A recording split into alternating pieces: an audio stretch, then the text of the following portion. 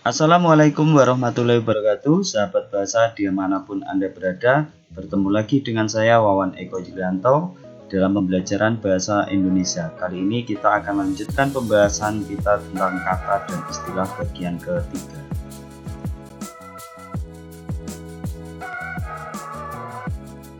Konten materi yang akan kita bahas adalah tentang penggunaan istilah.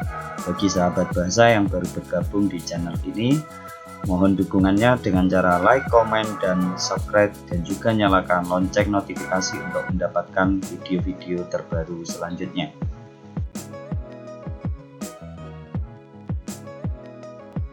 Penulisan karya ilmiah yang baik selain harus didukung oleh pemakaian kata yang benar dan baik, juga harus didukung oleh pemakaian istilah yang tepat.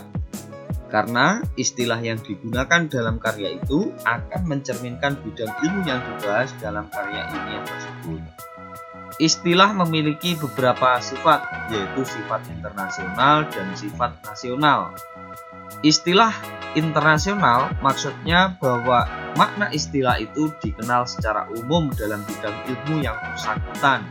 Sedangkan sifat nasional artinya istilah itu memiliki ciri linguistik bahasa yang bersangkutan dalam satu wilayah tertentu.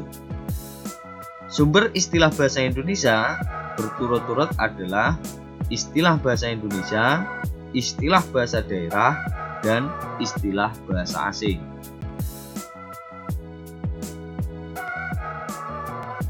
Istilah bahasa Indonesia yaitu kosakata bahasa Indonesia yang dapat diambil sebagai istilah jika memenuhi beberapa syarat.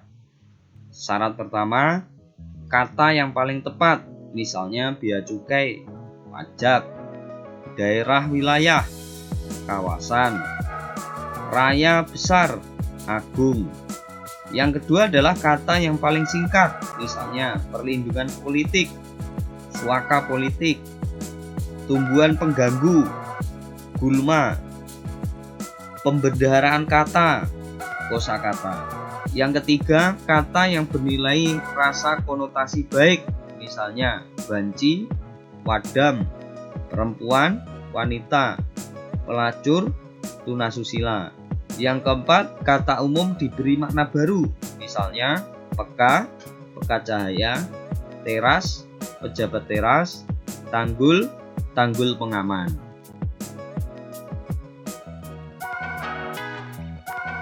Pemasukan istilah dari bahasa daerah itu juga diperbolehkan dalam bahasa Indonesia, namun harus mengikuti beberapa syarat.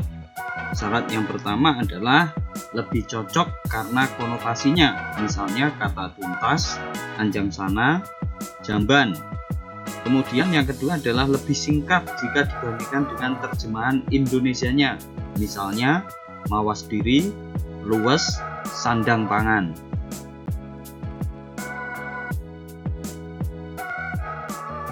Pemasukan istilah bahasa asing juga dapat dipertimbangkan jika memenuhi beberapa syarat.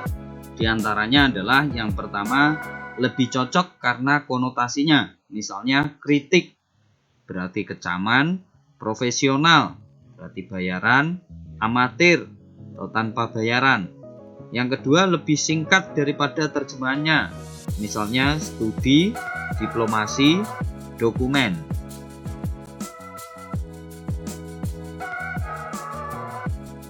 Syarat yang ketiga, karena keinternasyonalannya akan memudahkan pengalian antar bahasa mengingat keperluan masa depan, misalnya inflasi, bursa, satelit. Syarat yang keempat, istilah asing yang dipilih dapat mempermudah tercapainya kesepakatan jika istilah Indonesianya terlalu banyak sinonimnya, misalnya klorofil, komunikasi, valuta.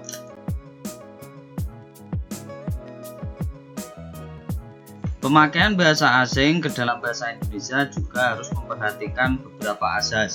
Di antaranya yaitu asas adopsi, adaptasi, padan kata, dan campuran.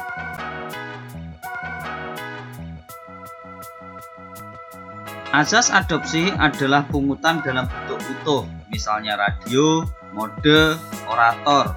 Asas adaptasi yaitu pungutan dengan penyesuaian kaidah atau ejaan dengan bahasa Indonesia, Misalnya energi menjadi energi, television menjadi televisi.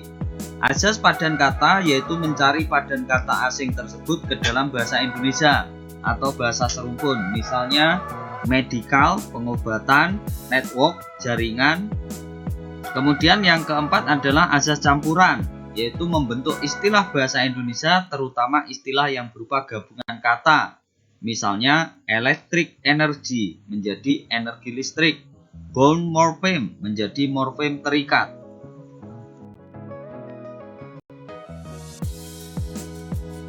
Setelah kita mempelajari penggunaan kata dan istilah, maka terdapat beberapa kesimpulan yang dapat kita ambil.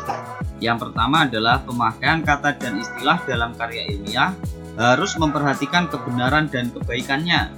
Yang kedua, pemakaian kata dan pemakaian istilah yang dibentuk harus berdasarkan aturan pembentukan kata dan istilah bahasa Indonesia. Yang ketiga, seorang penulis perlu banyak membaca naskah atau tulisan dari para penulis yang baik untuk memperoleh kemahiran menulis. Selanjutnya yang keempat adalah Kamus Besar Bahasa Indonesia dan Pedoman Umum Pembentukan Istilah harus digunakan sebagai pedoman dalam penulisan karya ilmiah.